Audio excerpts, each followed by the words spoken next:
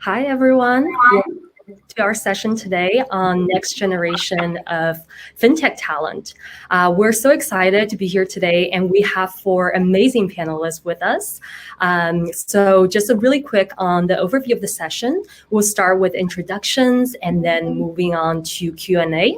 We'll also have some time at the very end for anyone in the audience to submit your questions. So throughout the entire session, please feel free to drop your questions in the Q&A, and we'll save about 10 to 15 minutes at the very end for those questions. So without further ado, let's get started. If every panelist can go around and introduce yourself, that'd be great. Maybe we can start with Frank. Sure. Hi. Thanks, Lillie.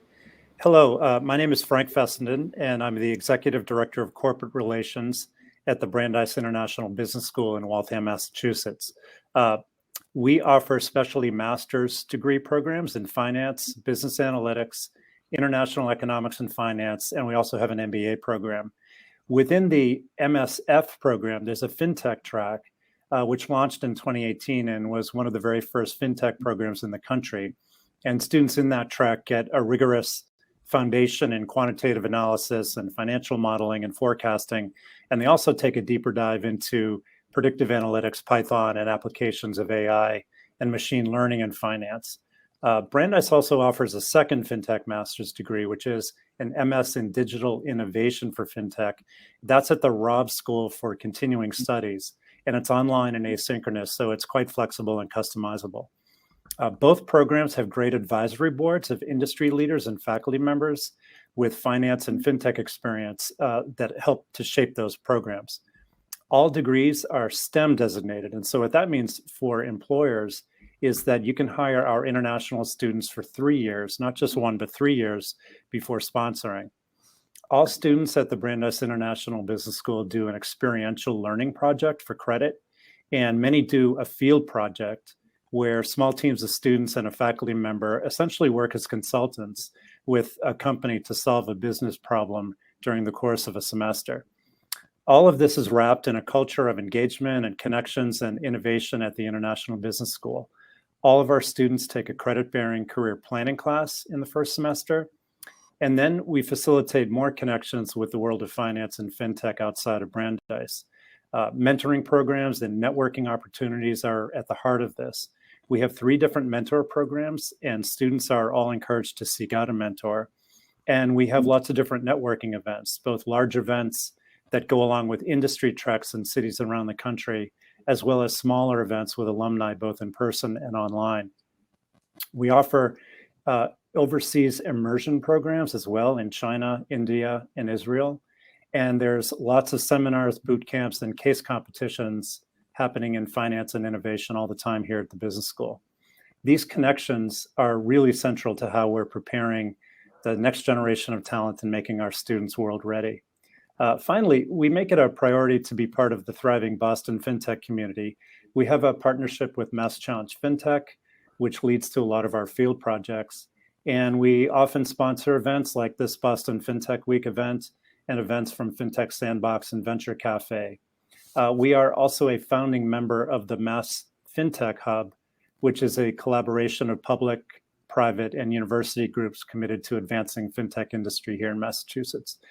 So thank you. I'm really excited to be here. Look forward to the discussion.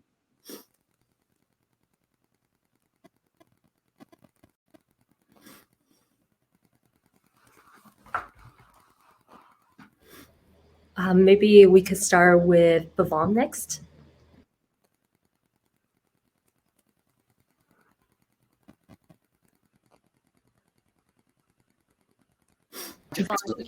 We're a nonprofit that is based in Chicago, started by myself and my wife in 2016.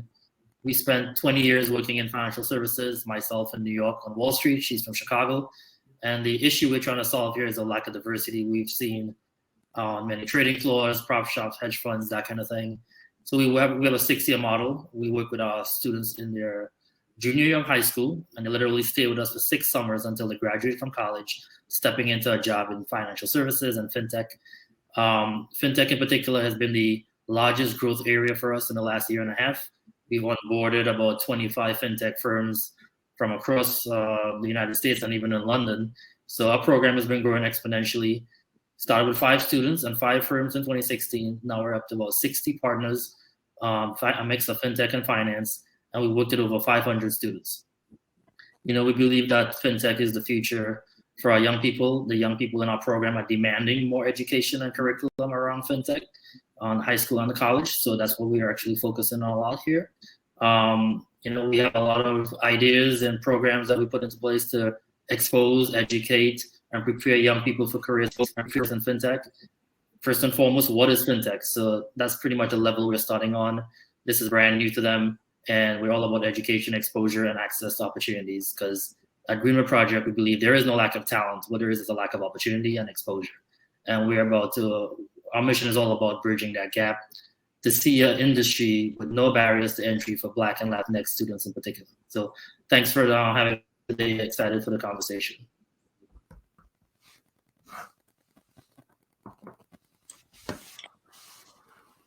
Lillie, I can go next if that works. So hi all, thanks for this opportunity to speak at this event. My name is Karthik Krishnan. I actually wear 2 hats that's actually relevant for this panel.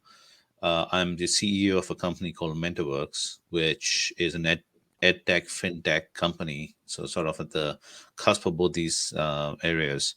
We provide education opportunities by funding students to go into skills-based program. A lot of them are in the technology or the data analytics and similar areas, by funding them with non-loan products, and in particular with income contingent financing, so that a student only pays when they have job of a sufficient level.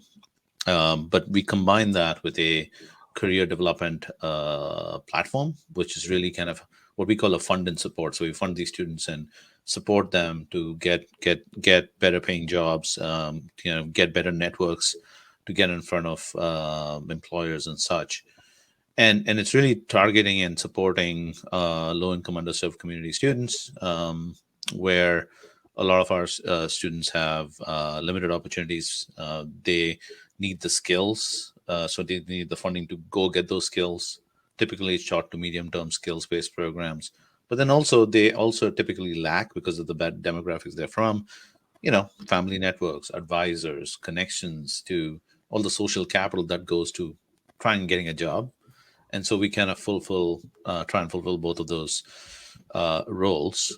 So far, we have funded on our platform, originated about 650 funding for 650 students, about $8 million worth. We are, our careers platform has really proven to be a scalable career support model. In our original cohort, students have achieved a 218% increase in their income. And so, trying to kind of bridge the gap, both on the funding side, the education access side, as well as the access to employment and networks and jobs. My other job, actually, my broader background is in academia. So I'm actually a professor as well of finance. It turns out I do teach a fintech-related course on applied machine learning in finance. So kind of get a front seat view on all the awesome students. I teach at Northeastern University in Boston.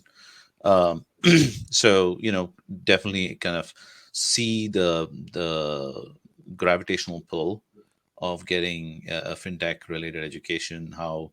What are the potential challenges? What are some of the great opportunities? There has definitely been an increase in fintech-related opportunities and demand from students. So, I kind of come at this both from a educator perspective, but also as somebody who's kind of been a practitioner in the space. So, look forward to this panel. Thank you. And I'm Tommy Marshall. I'm the executive director of the Georgia FinTech Academy. We started this program 2 years ago, and we've addressed 3,500 students over the last 2 school years. We offer a variety of instruction and capabilities. We are embedded in the University System of Georgia, which is a very large public university system in the United States. We have 350 or so thousand students in our system.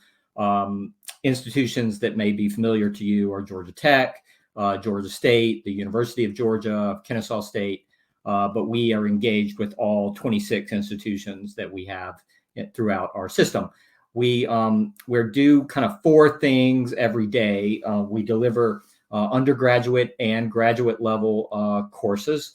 Our undergraduate courses, we have 9 undergraduate courses covering a variety of different topics across the fintech spectrum.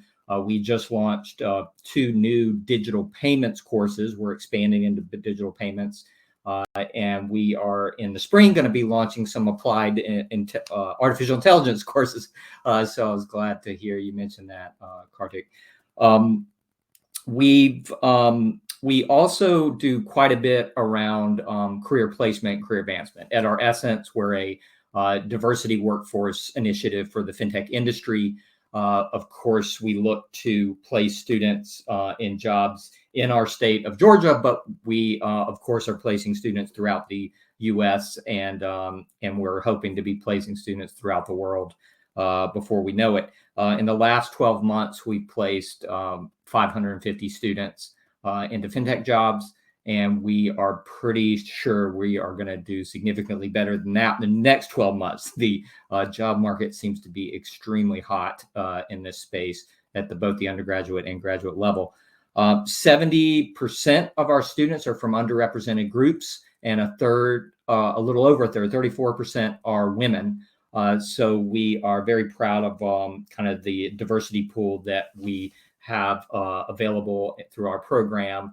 And all of you that are fintech employers out there, I want to encourage you to reach out to me directly, because I have got a great set of talent. I'm totally with you, Bevon. There is no lack of talent. I could not agree more with the statement you were making.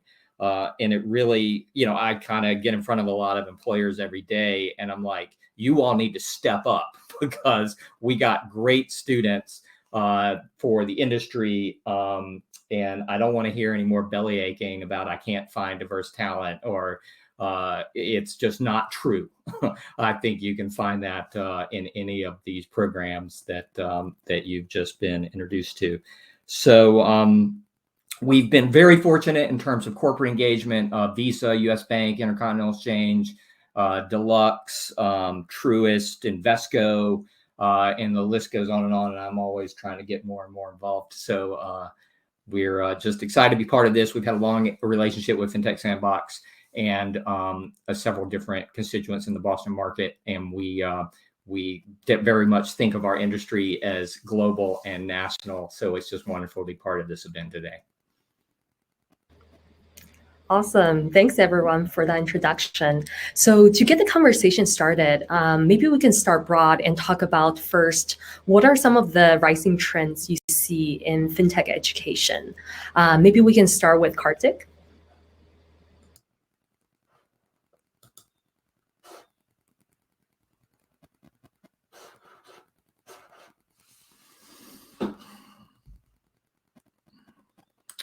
Karthik, I've lost your sound. I'm sorry. I also have a mute button on my mic. So, sorry, restarting. So I think fintech is a very wide-ranging terminology, right? Like it can encompass everything from, machine learning, AI, all the way to Bitcoin, all the way to compliance tech and reg tech and things like that. The way kind of we view, or at least I view, the fintech space is it is making a pretty industry which has been steeped in not fancy technology so far, and it's forcing that to kind of go towards a place where things have been changing pretty rapidly. The new innovations that have been coming in, making improvements in processes and technology that really allows gains in efficiencies. Part of it has been driven by a ton of data being available, and there being value in that opportunity. The other part is driven by an ever-expanding set of scope of things that financial companies have to do, including compliance, including things like KYC, AML, and all that stuff. And scaling is a big element of this. So we are seeing a confluence here where big companies are looking at both threats and opportunities, and in many cases are also turning to smaller companies to kind of fulfill those needs. So I can certainly see this as a confluence of large and small companies working together to make financial services more scalable, more efficient. Yeah, one of the trends that I see is, as Karthik said, just a ton of excitement and interest in fintech on the part of both companies and rising talent. And within the higher ed area, I'm seeing the trends that echo what we've been seeing over the last few years in business education in general. And that includes offering a variety of programming degrees or certificates or training to meet the students and the rising professionals where they're at. So it might be a full-fledged degree program, a master's degree program that might take 18 months or 2 years. It might be a certificate program that's 5 classes. It might be a continuing ed program that is asynchronous and therefore very flexible for professionals to be able to take those classes, so that whether you're a student coming out of undergrad and you want to break into fintech, or you're already working for a company and you want to kind of skill up in order to be able to take on new projects. One of the trends in education right now is this rise of all kinds of different options. And there's no one option that's necessarily better than the other. The great thing is that there are plenty of options to kind of fit your needs with where you are. Another trend is this bringing the world into the education. Fintech is evolving so quickly that what you learn in the classroom in any of these types of programs I just described is really just a starting point. And being able to get experience while you're a student, or at least have the program that you're working on be in close contact and having conversations with companies about how to shape their curriculum and how to bring in the real world into that program is really important. Unfortunately, it's a trend that I'm seeing more of.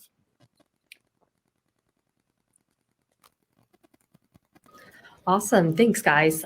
So this is something you touched upon already. As you mentioned, fintech is so broad. It could mean blockchain or payments, and they could be so different. So for students who are trying to figure out which part of fintech they want to pursue, what kind of tips do you have for them in terms of figuring out how to focus? Sorry, go ahead, Tommy. We've taken a kind of multifaceted approach to this. Of course, our undergraduate students that we engage with primarily when we say fintech, they typically have no clue what we're talking about. That's a general statement. And then we'll say, okay, do you use Venmo? Do you know Robinhood? And they're like, oh yeah, I know that. And then we're like, okay, that's fintech, but that's about, this much of fintech. And so what we've been doing is from a course instructional standpoint, we have a course that we encourage students to start with that we call Fintech Foundations. And it's a mile wide, inch deep, and it's covering every aspect of the financial services value chain and talking about what's banking, and then what is fintech to banking? What's capital markets? What's fintech to capital markets? What is payments? What is fintech to payments? What is insurance? What's on and on. And that's been kind of a useful orientation point for the students from a course instructional standpoint.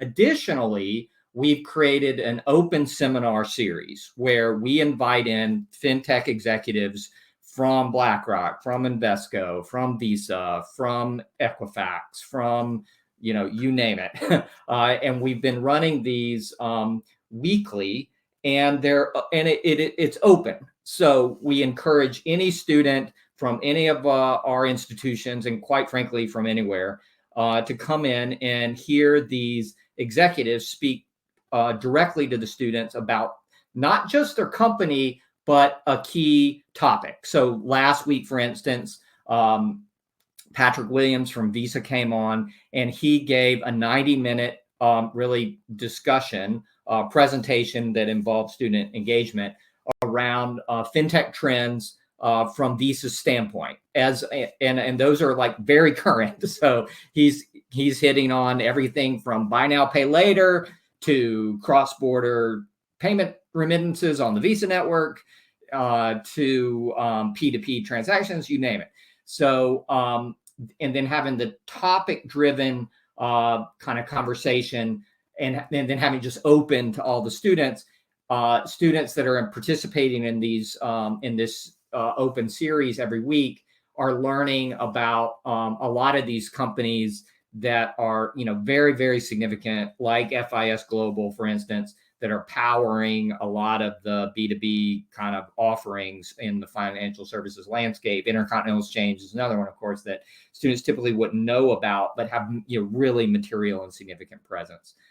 So I think that kind of engagement, two-way engagement, and getting broad exposure helps students to really appreciate what this fintech industry is in a broader and deeper way. I would add to that. I think, Tommy, you brought some great points there, including the element of experiential learning that Frank touched upon, which is kind of what's really happening out there. But I think there's kind of two levels here. First, understanding what the broad area or areas are within fintech that, something could catch your attention, certainly. And, even at Northeastern, we have a kind of a foundations course that broadly covers what fintech is and fintech does by my co-founder, Mark Bernfeld. It's a really fantastic course. But I think there's a different level of thinking about this, which is, if I want a career in fintech, I think a lot of students do think about this. Do I need to be more on the business side? Do I need to be more on the tech side?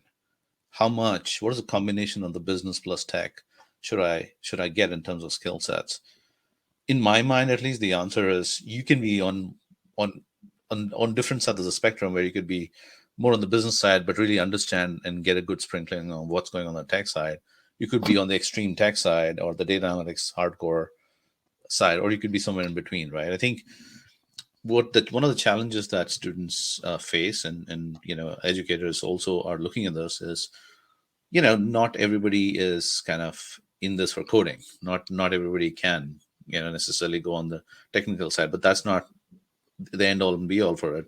Fintech is a combination of the business elements and the technology elements, and clearly articulating to yourself, look, what do I really want to be? And maybe you should try out a few things, but clearly articulating what side of the spectrum you want to be, somewhere in the middle, somewhere on the extremes, is kind of really important, because an expectation of a misspecified expectation can really become difficult for a student that maybe is not fitting perfectly in one direction or the other. I just wanted to add one thing to that. I agree 100%. For us, we do that on the high school level, right? So our high school program, we have a fintech program where we teach kids how to code in Python. They don't need any experience at all, right? But I will tell you this, when we open our applications every year, we also have a financial institute, which is focused on the markets investing. A lot of kids shy away from the fintech program because they think that they need to learn how to code, or they have to be good at math and stuff. And we said, that's not what we're doing. It's a 6-week program in the summer. They're meeting a different fintech company every day for a lunch and learn event. They're learning to code. They're working on a project towards the end of the summer. But the goal is exposure, right? 99% of the high school kids I meet don't know they want a career in fintech yet, right? My job and Greenwood Project's job at the end of the summer is to show them so many different types of careers, from back office to front office to coding, business development, you name it. Because again, these kids are heading off to college, and keep in mind who we're serving, right? We're serving Black and brown kids from underserved communities, average household income of less than $50,000 a year, right? These kids are using Cash App, PayPal, Venmo every day. They don't know that's a fintech company, right? They don't know there are internships there down the road for them. They don't know what these firms do every day. They just know that they use their products. So somebody mentioned social capital. I tell people that we are a social capital building organization. That's what we do. Because these kids are really smart in school. What they lack is the access, right? What they lack is people from PayPal, and not just anybody from PayPal, people who look like them. I have a panel event that I'm doing later today with DePaul University. with the Association of Latino Future Professionals organization. And all those kids are showing up for an event called What is Fintech? They have no idea what it means, but again, they know that we provide internships, they know that we provide training, we provide access. And the access is what's key, because most of these kids I meet, and we meet about 200 every summer in our high school and college programs, again, they don't know that they want a career in financial services or fintech yet, because they lack the exposure to make those decisions, right? So even though a lot of universities have fintech-focused programming and coursework, the students that we reach on those same campuses are the ones who don't show up to career fairs because they don't know who these fintech companies and startups are who are searching for this talent, right? So I think there's an important role for nonprofits and organizations like MentorWorks and Greenwood Project to bridge that gap, because on those same campuses is a lot of diverse talent who, if given the education, exposure, and access, can really add value to these firms, to the industry, and to themselves, right? And they can start building that generational wealth with themselves and giving back to the communities and the family, because again, that's probably the deeper third level, Karthik, that I kind of focus on is, how do we reach the kids who people actually have overlooked for a long time? Those are all really great points. So to build off of that, would just be curious to hear, for students who do know that they want to pursue a career in fintech, what kind of tips do you have for them? And I know this is something, Karthik, you touched upon a little bit earlier, but what are kind of some of the skill sets that they can start building now that you think fintech companies specifically, will really want these students to have? I can jump in if you want. So first, I would say they're the hard skills. Yes, you're going to want to figure out whether you want to be more on the technology coding side or on the business side. Here at Brandeis, we focus on the business side. So you definitely don't have to be a code jockey to be able to have a great career in fintech. Don't let that stop you. Some of the hard skills that are offered by our program, and I'm guessing Tommy's and where Karthik teaches also, would be financial analysis, SQL, Python, AI, machine learning, modeling, predictive analytics. Those are some of the hard skills that you want to make sure you get. So that's the first tip, is make sure you have that in your background. Soft skills are something that all employers talk about, and students often do well at it, but I still don't think candidates don't understand how important it is to have really strong communication skills, because you need to be able to tell a story about the data. You need to be persuasive. You need to be able to work on a team. So if you can demonstrate and you can experience opportunities to work on teams and to understand how your technical knowledge translates into a story or into a group meeting, that's hugely important. Of course, the smaller companies too, are the startups are going to look for resilience and agility, as well as in terms of soft skills. We've been talking a lot about experience. Bevon mentioned exposure. That's critical. So wherever you are as a student, if you want to break into fintech, try and get some experience, whether it's an internship or a field project or attending these types of events. That's how you will learn. And that's how you will put the classroom learning and the hard skills that you were learning to a practical test. Next, I would say connecting and networking. We all hear that most people find their jobs through networking, and that's equally true in fintech as anywhere else. So try to seek out mentors. Try to take advantage of whatever networking opportunities are around you, whether it's alumni from your school or any mentoring programs, or even events that you attend. So during Boston FinTech Week, try to make connections with people. And if you're a student, don't be intimidated. Professionals love being approached by young talents and new talent and people who are eager to learn from you. So don't hesitate to reach out and ask to be linked in with any of the speakers that you see during this week. FinTech, it's a really exciting time, and nobody expects you to know everything yet. I would also say, do your research and homework and reading and learn as much as you can about fintech. Try to keep up with the trends. There's continuous innovation. It's changing all the time. Make sure that you're constantly learning. as well.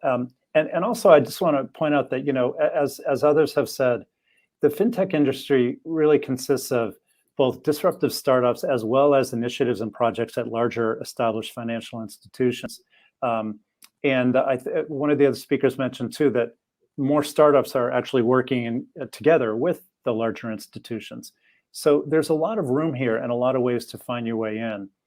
And then lastly, for some students, the opportunity to do good as well as doing well in fintech. If you think about one of the broader goals of fintech, it's pushing transactional costs down, relying entirely on digital access. So there's going to be lower cost products, lower cost services. And for example, bringing financial services to the unbanked and the underbanked is a big driver in fintech. And so that's exciting for a lot of people as well. I can add a little bit here. I think I've obviously I'm looking at this as an employer, and I'm looking at this as an educator. So it's kind of interesting to me to kind of see from both sides. When I'm looking at somebody and I'm saying, well, do I want to hire them in our, for fintech roles?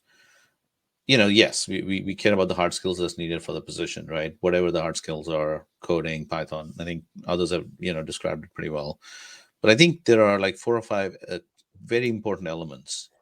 One for us as a young company is somebody who can think on their feet, critical thinking skills, right? Judgment and critical thinking skills. And I'm not saying anything that's not really relevant for other areas beyond fintech, but in fintech, you're kind of pushing the boundaries, and there is no like right or perfect. So you kind of have to find a little bit of your own way here. So that becomes even more important. I really like folks who have an ability to pay attention to detail, right? A lot of us can certainly kind of see the big picture, but it's really hard to find, believe it or not, people who can pay attention to detail. There are folks that I'm happy to say that we have hired at the company who have surprised me about things that I didn't know, and it was because they paid attention to detail. The other thing, one of the even as important in the fintech space, and probably a little bit more important in the fintech space, is the ability to self-learn, right? I mean, every boss wants somebody who can just, they can put on a job and then they can go. But it becomes more complex in a fintech setting or somewhere where you're kind of pushing the boundaries. The ability to kind of just pull up information on the internet and figure things out yourself and kind of learn over time. And that's true even for a course like machine learning, right? I mean, I could teach in my course you all the basic algorithms, but it turns out they keep adding more. And there's no way in the universe I can actually teach you everything. And that, learning to self-learn is super important. Communications, and that's a non-negotiable skill. Like that has to be there, because at some point you're communicating with colleagues, you're communicating with coworkers, you're communicating with clients. All of that is super important in my mind. I think with all those skills, with either a sprinkling, if you're on the business side, of the hard skills, or kind of a more comprehensive set of business technical skills, I think those are good recipes for success. And I try to instill that in my students and say, like, self-learning is non-negotiable. Attention to detail, critical thinking, those are just non-negotiable. You just gotta kind of learn how to learn. That's so important. Great, thank you guys. So this is something that we touched upon a little bit earlier, which is experiential learning. So I was wondering if any of you can talk more about that and why that is so important, especially in the fintech education, and specifically, what can students do to get some of those experiences? I want to start here. This experiential learning has been the most powerful part of what we've been able to offer as the Georgia Fintech Academy. This semester alone, we have 290 students doing a project with the fintech company. And we hear consistently from the professors and from the students and from the companies that this is the most meaningful part of their engagement with our program. It's kind of blown me away every semester. I think it matters on like multiple fronts. One, we've all been talking about how quick this space moves, how, just how much vitality there is in the fintech industry. The project students are doing allows them to hear that firsthand from the companies they're engaging with. It forces them to really understand what the immediate trends are. Typically, I put it to the companies, what do you want the project to be about? We don't dictate to that company. We let the company dictate to us and the students what matters to them. And as you would expect, they're choosing, from the most kind of current things that are before them. As an example, right now, we have one of our companies is working with about 80 students around the area of age tech and aging populations in financial services and how to create better digital experiences for aging populations. That's an example. Then, of course, the students naturally have to network with the companies they're engaging with. So it's like opens up this whole additional networking opportunity. But it's better than the events I'm creating because the students have to engage. They're forced to. And I don't know what it is with Gen Zers, but for some reason, they won't turn on their stinking videos when we're having sessions and events. And I feel like I'm always just like really having to work hard to pull them out to engage. And so the projects, the experiential projects really force them to come forward. And of course, they're amazing as the students start to open up and really engage.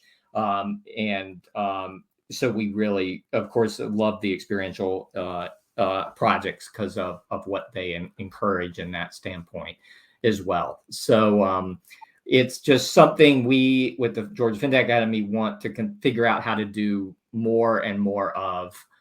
We'd love to go from 300 students a semester to 600 students a semester doing projects because they have such a big benefit. And then, of course, almost every time the employers come back to us at the end of the project, it's like, I want to hire 80% of those students that we just engaged with. And so we're like, okay, let's get the offers going. So that's, of course, one of the really greatest results of the projects is that the students get jobs.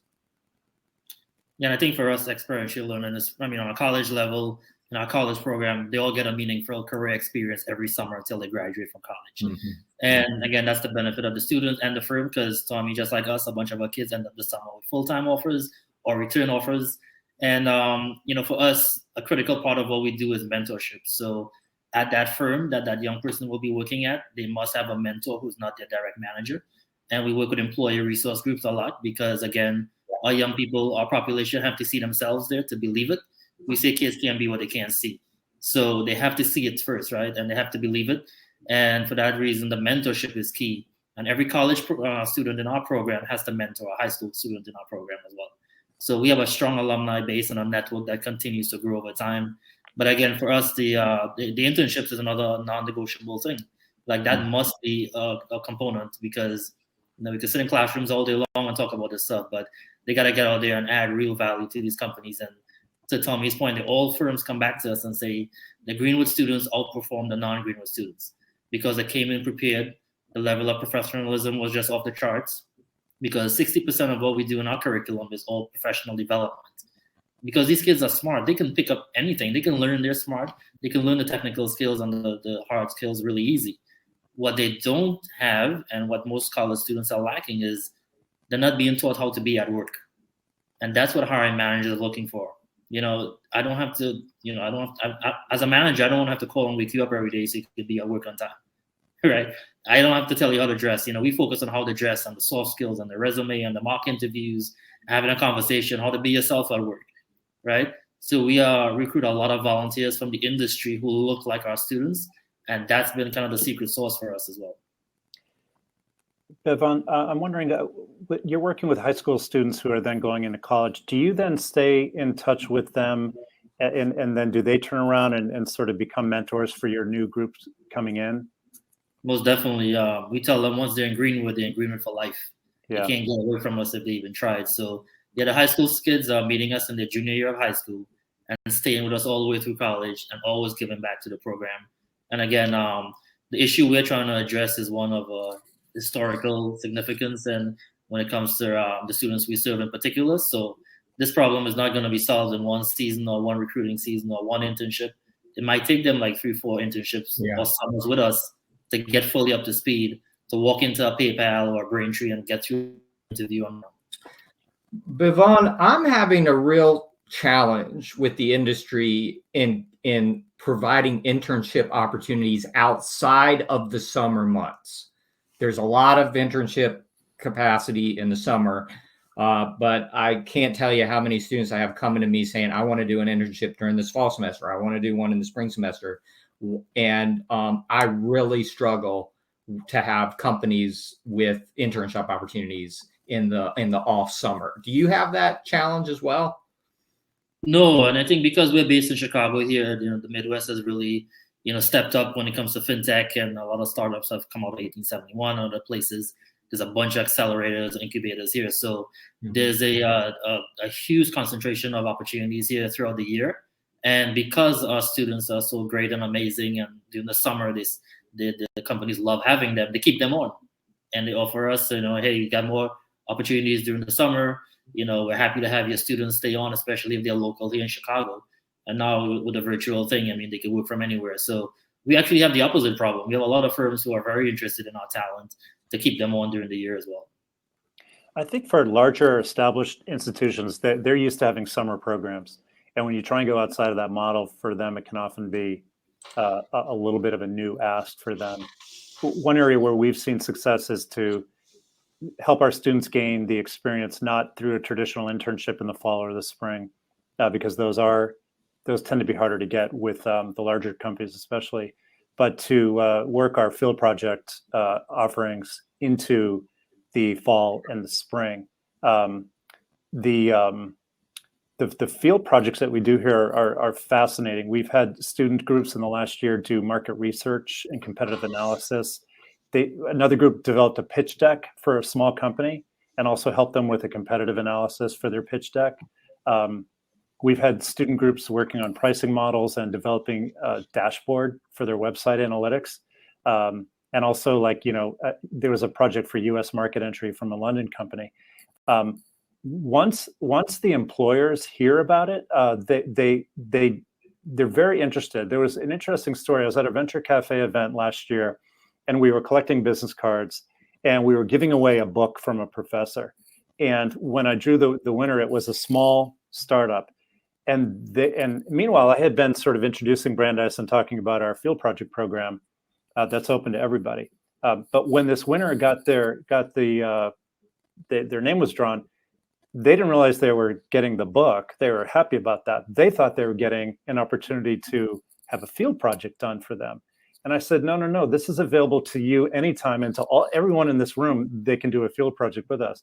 So what we're finding is the more we can make that visible and make employers aware of the value of field projects, the more demand that we will get.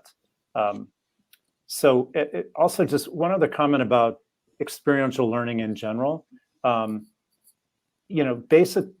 basics around this are up and coming talent. You need hands-on knowledge, not just classroom knowledge. I think you've heard that coming from this panel in a lot of different ways.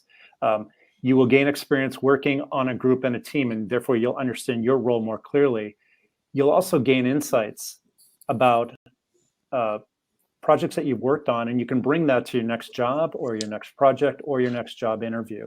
And as Tommy was saying, these types of connections kind of force you to do networking and force you to do the connections, which are also important on the job search. I'd like to kind of bring up a few different points related to what has been already said. First of all, to Bevon's point, underserved students have one of the hardest times trying to kind of get and break through into industry. In our original cohort of students, we have 77% minority students, and that lack of social capital is really a hurdle, and getting those individuals in front of employers is really important. There are a couple of things, right? One is the practical training certainly buttresses the learned skills, especially the navigating the business and tech requirements in fintech. But in any tech company, and especially and certainly in a fintech, we find there is a certain amount of tension between the business and the tech sides, and learning about that in a practical setting is really important, because that only becomes worse as a company scales. So that practical experience in the fintech context is really, really useful. We ourselves are a community development financial institution, and so our kind of main mission is to support underserved community students, low-income students, and one of I might as well use this as an announcement platform. We just signed an agreement with a bank which specializes in fintech to set up an apprenticeship program for low-income students, and this would be one of a unique program where the individuals within the community, and it's a Virginia-based bank called Blue Ridge Bank, so great partner to have in the fintech space. They work with a lot of fintechs, so this would be an ideal kind of an opportunity for somebody to say, look at what it looks like from a established bank perspective as well as a fintech perspective. So if anybody's interested in those roles, please reach out to us. I also see there's a question from Timothy on mid-career professionals looking to switch from banking to fintech. Funnily enough, we actually operate in that common area of banking and fintech. We have a banking partner and we are a fintech company. And I think, the elements of training and getting those soft skills are important, but happy to talk more about kind of how to, in some ways, break into that space. One of the opportunities is our new apprenticeship program.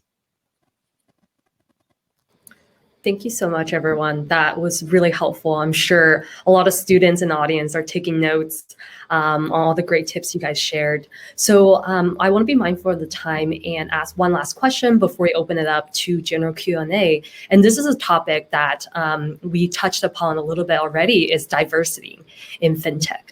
As we know, in fintech specifically, it's not as diverse as we want to be. So how can we encourage, what can big companies do, or different players such as nonprofit, government, et cetera, do to bring more diversity, whether it's minority students, female or underserved communities, to be more engaged in, pursuing a career in fintech, while also having that opportunity to do so?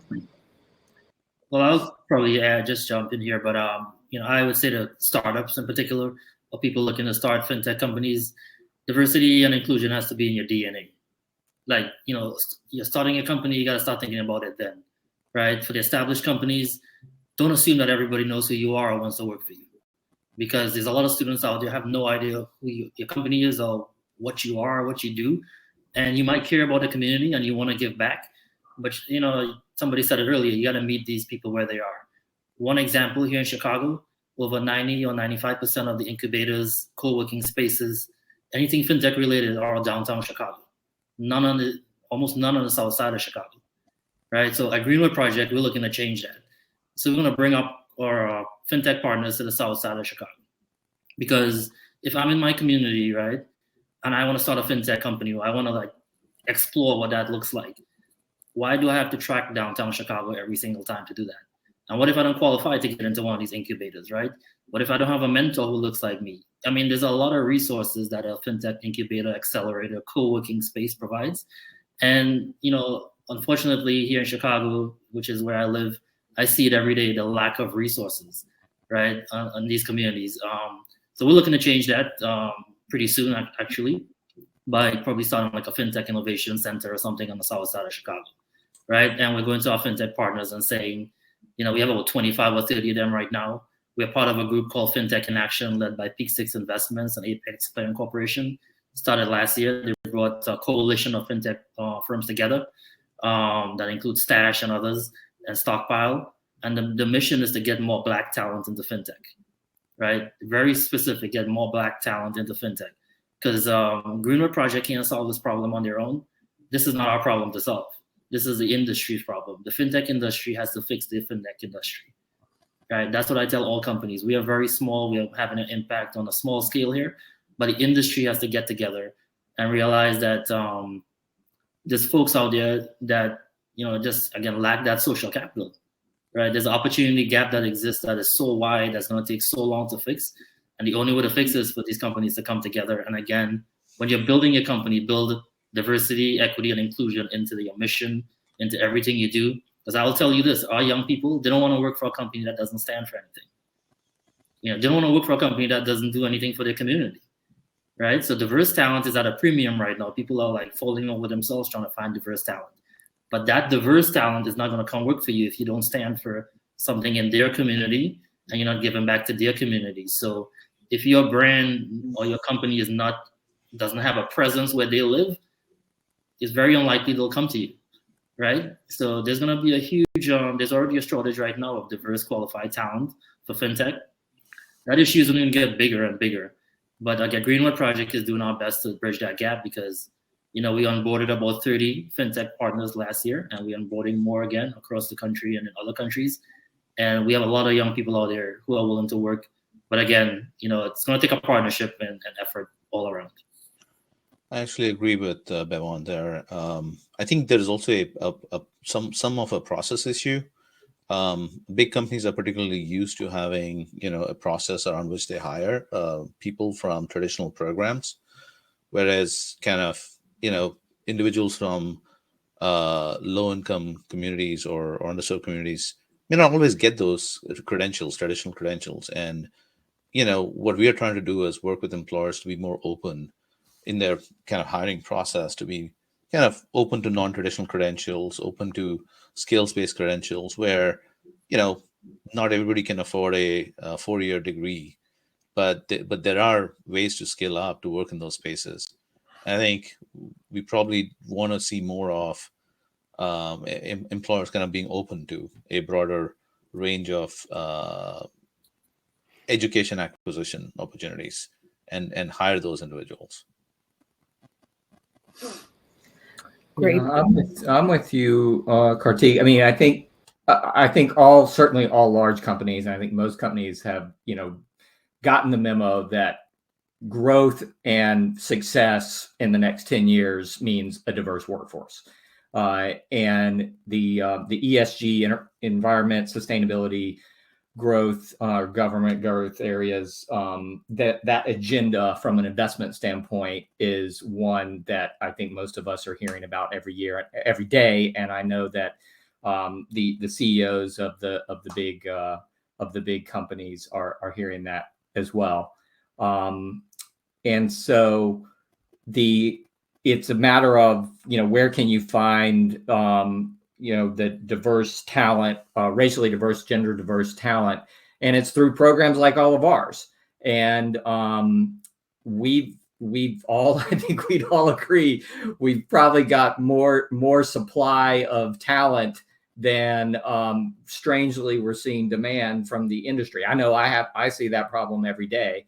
Although we've placed 550, I got another in the last 12 months. I got another 500 that could have been placed that didn't get placed in the last 12 months, and that to me is strange and peculiar. Where it's clear from the C-suite level there's this commitment to diverse hiring, but it's like where the pull through doesn't seem to be coming along. And so I'm hoping that's going to come.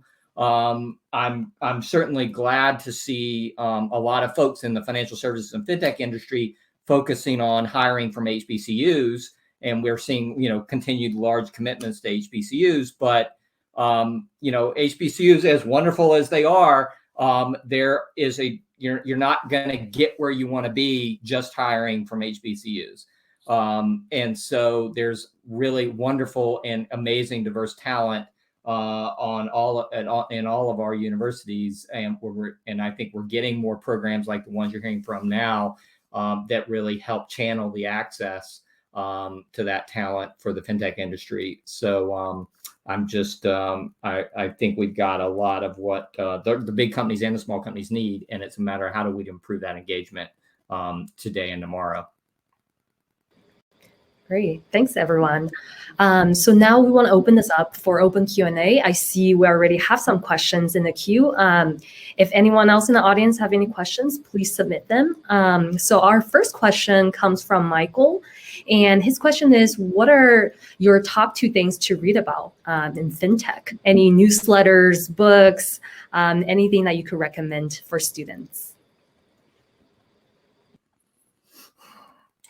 The first thing I'll recommend is the weekly Georgia Fintech Academy newsletter that you can subscribe to. So that's it's probably the best in the industry. I'm just going to say that. I'm not biased. Fintech is a broad space. I'm not sure I can recommend a broad fintech reading, although I can certainly recommend the course at Northeastern University by Mark Bernfeld. That's a great course. I think in the space of machine learning, I can certainly suggest that, Medium has a set of blogs that can be really interesting. But I always find that you have to curate those blogs properly. I forget the name, data science analytics or something like that. I forget what exactly it's called. I would certainly recommend that. A lot of the interesting basic to kind of more advanced stuff, but the basic stuff is relatively accurate. So certainly worth a read. Yeah, I think one thing we recommend for our students, definitely follow the fintech companies that you want to work for online, social media, on LinkedIn, of course. We also have students set up keyword alerts in Google, fintech internship, diverse internship programs, and like pretty much any keywords that you think are relevant. The inbox is going to get flooded, but if you're serious about getting into a career in fintech, then you can deal with that, right? So you got to immerse yourself and surround yourself in everything fintech if that's what you want to be in. I also think everyone should be reading the Wall Street Journal. Obviously, it covers a lot of ground, but if you just kind of want to get a basic lay of the land of the biggest, most visible topics, you should be reading that every day. And then from an international perspective, the Financial Times. You can also, there are so many niche type of blogs and content sites out there that cover fintech that you could just use Google to Google fintech blogs, and you'll come up with a ton. And of course, it'll be ranked according to the level of value according to Google's algorithm. So you get the most popular ones at the top. Those are all great. There's another one that I personally follow. It's called Fintech Weekly. So I get the newsletter from them that has been really helpful. So hopefully for those who are interested, you were able to get some really good tips. So yeah, with that, I would like to wrap everything up. Again, thank you guys so much, our amazing panelists, for this conversation. I'm sure the students in the audience have learned so much through the session, as well as, the rest of the audience, whether they're companies, nonprofits, governments. Hopefully we all took away something from the session. So just wanted to give you guys another round of applause, and thank you so much for taking the time to speak with everyone. Thanks, Lillie. Thanks for having us. Appreciate it. Thank you all. Thank you.